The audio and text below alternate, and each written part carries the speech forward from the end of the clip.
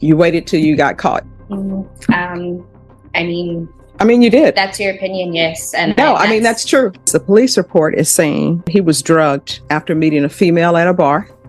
That's what you seem shocked. That's what's in the police report. Have you read it? And then he said his debit card was taken without his permission as well. I did not take his debit card. Well, they found it in your purse. That's what the police report says. So what do you do for a living? I'm a nanny. Oh, not anymore. Today's case is straight out of a crime drama. We've got a defendant accused of drugging a man she met at a bar, then stealing his car and credit card, all while already on probation. Instead of owning up, she's standing in front of the judge trying to spin some story, even though the evidence is stacked against her. The wild part? She acts calm, like none of this is serious. Judges see through the act fast, and you can always tell when their patience is gone.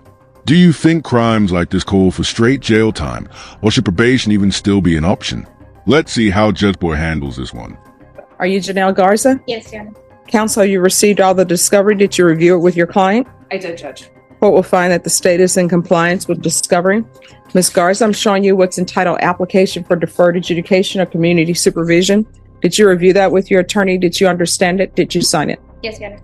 Showing you what's entitled True Bill of Indictment. Did you review that with your attorney? Did you understand it? Yes. Counsel, do you waive the reading of the indictment? We do, Judge. State, are you proceeding on the indictment as presented? Yes, Your Honor.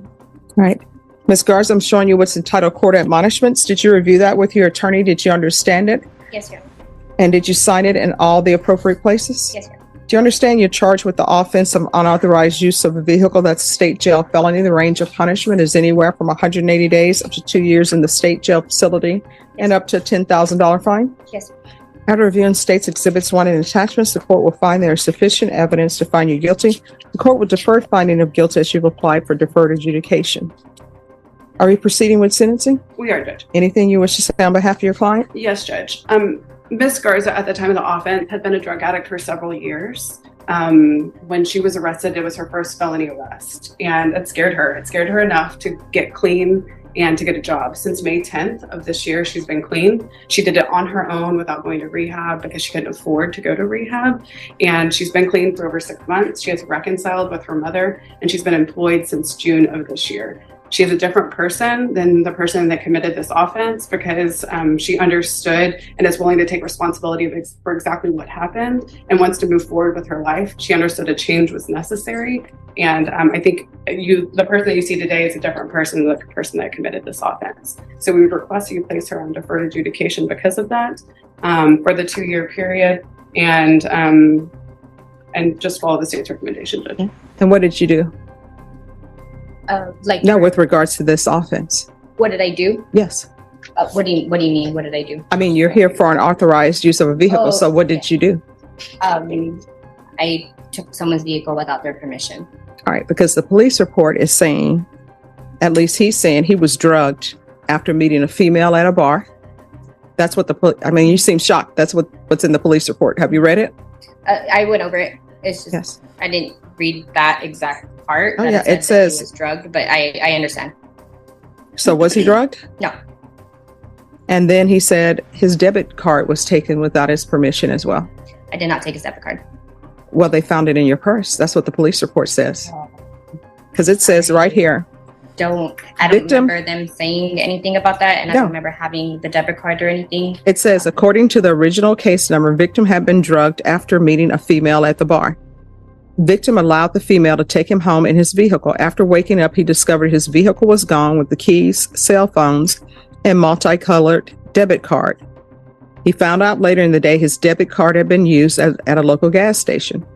The stolen vehicle, which is what we're here today, was found today, had the keys in the ignition, and had no signs of tampering in the steering column. Victim stated he never gave any consent to take or use his vehicle and wanted to process with charges. Victim gave us consent to process and search the vehicle. While searching the vehicle, victim's debit card was found inside her purse. So they're saying they found his debit card inside your purse. Mm-hmm. The debit, you're saying, mm-hmm. No, I'm saying I understand what you're saying. I don't recall them ever saying that or them telling me that or of them ever saying that they found a debit card in the purse. If they did, Yeah, that's what they say right here. I understand. I just don't recall them ever telling me that personally, or them ever bringing Well, that up. wait a second. This is what the police report says. The debit card was a multicolored debit bank card.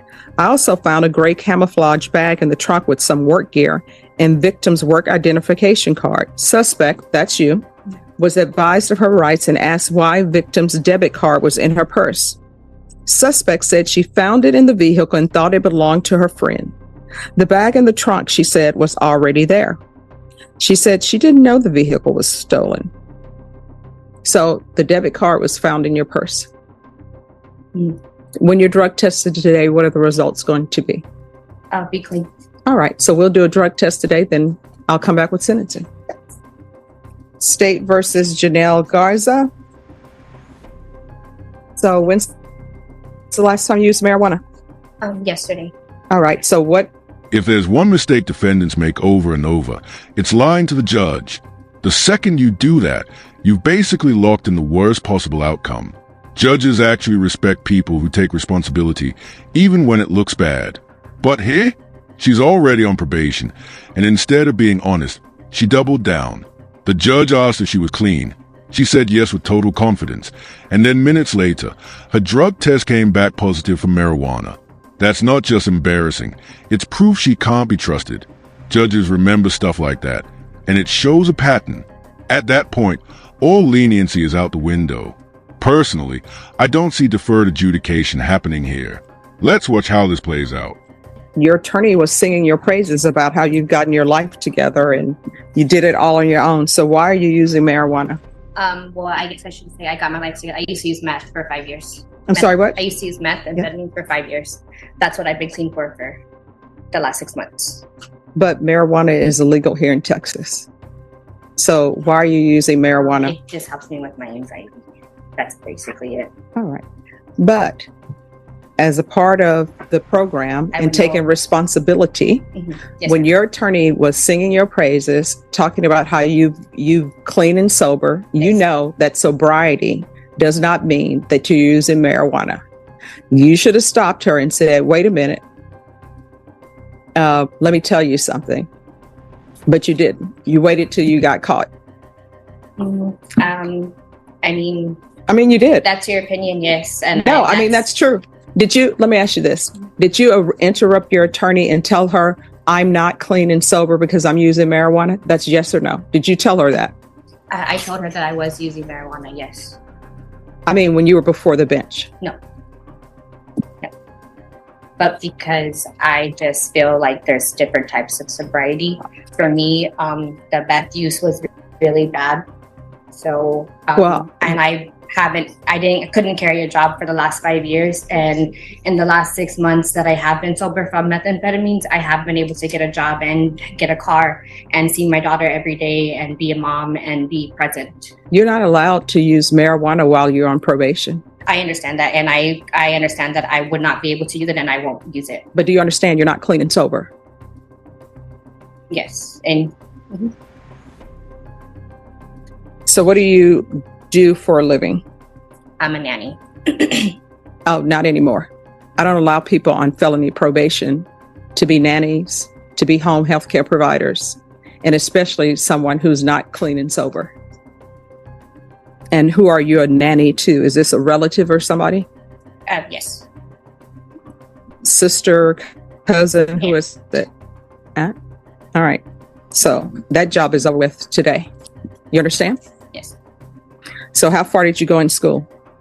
I went all the way through high school. I graduated and I went through some trade school. I had my medical assistant. I went through medical assistant school. I finished that. And where are your children? Right now she's at school. And how old? Do you only have one child? I only have one. She's 14. And does she live with you? Yes. And my mom and my grandparents and my other family. When you say your mom, your grandparents, and other family, what is other family? My aunt, my other aunt. There's a whole bunch of us that live at my grandma's house. All right. This is what the court is going to do. Are there any other questions? No, Your Honor. All right. There's a $500 fine that will be probated. 3 years deferred adjudication.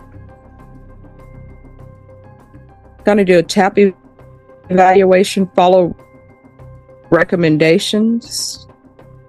If they recommend inpatient treatment, we'll start with intensive outpatient treatment.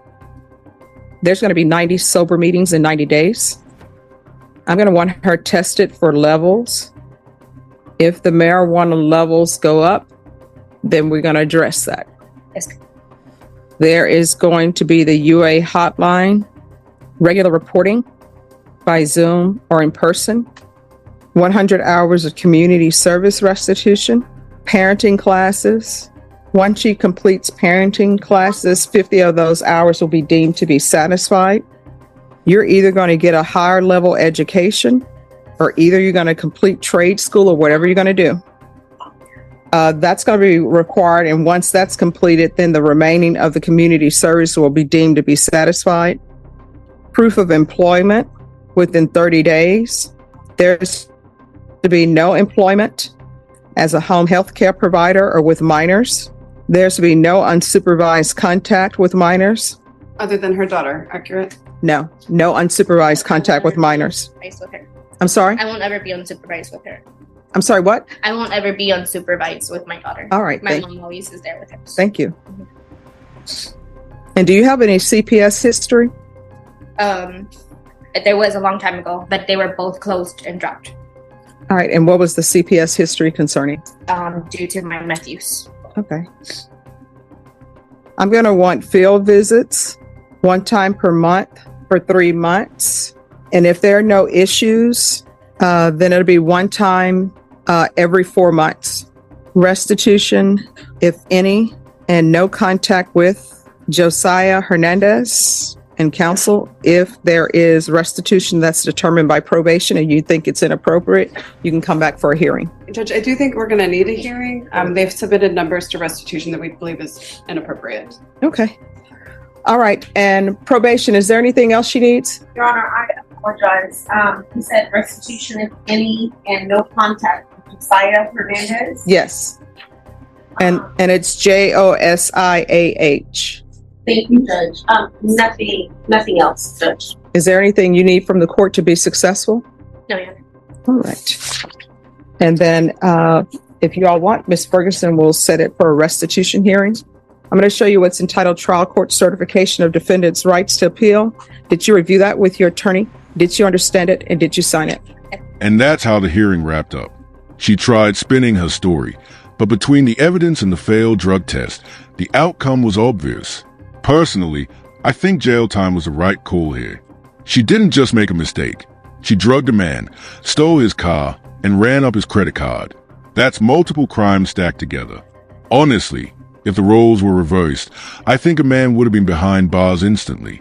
What stood out to me most, though, was her attitude, like none of this was a big deal. That lack of accountability is exactly what pushes judges over the edge. What do you guys think? Was jail time fair, or would probation have been enough? Let me know in the comments. Mr. Crispin, I don't understand why you're here. You're supposed to go to inpatient treatment, the end. No, you're supposed to go into inpatient treatment, the end. So you're scheduled for lifetime recovery on November 14th. That's where you will be. I believe it's the 14th. Here's the thing. I don't know. I think you're here to talk to me because you don't want to go to inpatient treatment. Is that correct? No, my question is, do you want to go to inpatient treatment? Yes or no? I would not.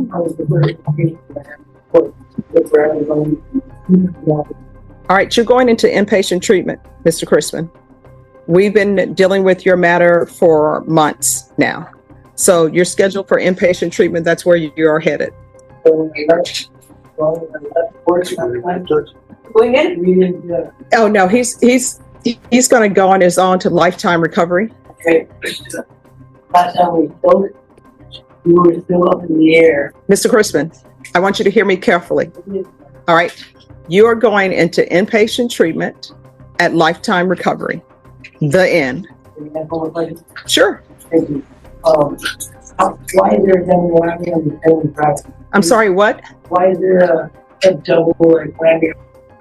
There's not a double whammy. You never bring documents that are requested of you. No, Here's the first thing. One, you were supposed to bring documents of the military service to Veterans Treatment Court. They never received it. Yes. I went and told you on the SSI office. Do you have it? I didn't even receive it. I have the money. No. My question is, do you have your military records? I have to have an addendum with the U215 addendum because my social's off here and my birthday's off in the Social Security office. The only way they're going to accept it is I had to get a birth certificate. That's the way I get a birth certificate. Because I had to have my father be living in California or it's taking even longer. I was 30 to 60 days to get because that's what we spoke about. All right, so Mr. Crispin, this is what we're going to do. While, Mr. Crispin, this is what we're going to do. While we are waiting you to get those documents, you'll be in inpatient treatment at Lifetime Recovery. And then Lifetime Recovery will make sure you have ample opportunity to get whatever paperwork that you say you need. But this has been going on for a long time, Mr. Crispin, and it's been going on too long. So I wonder maybe it's just the role of the courts. Like, Right now, ready to go. And now the judge actually ordered for you to go to the CMC to get that process. no, I'm going to come and go. I always have with this barbecue as well. So whatever you say, I have to do. But Okay. I'm just asking for the eligibility to talk to you because my own confusion is that we spoke about it, and then you gave me pressure on that for the 90 days. No, that was never addressed. For I example, gave forms for the 90 days. now let me just tell you this. I had already put in place that you were supposed to do 90 meetings in 90 days. 90 meetings, time out. 90 meetings in 90 days is not taking the place of you not doing what the court has asked of you. Quick cut here. The live stream glitched. But while that was happening, another defendant got escorted straight into inpatient treatment. Honestly, I don't know what he thought was going to happen. You can't just roll back into court after the judge already ruled and expect them to change their mind. That's basically asking for jail. Between that and the earlier case, the theme today is clear. People on probation who keep breaking the rules, and defendants who think they can out-talk a judge. What gets me is how many of them are more focused on controlling the narrative than actually fixing their behavior. And that's why so many end up right back here. Anyway, let me know what you thought of both cases down below, and don't forget to like and subscribe. It really helps me get these videos out to you.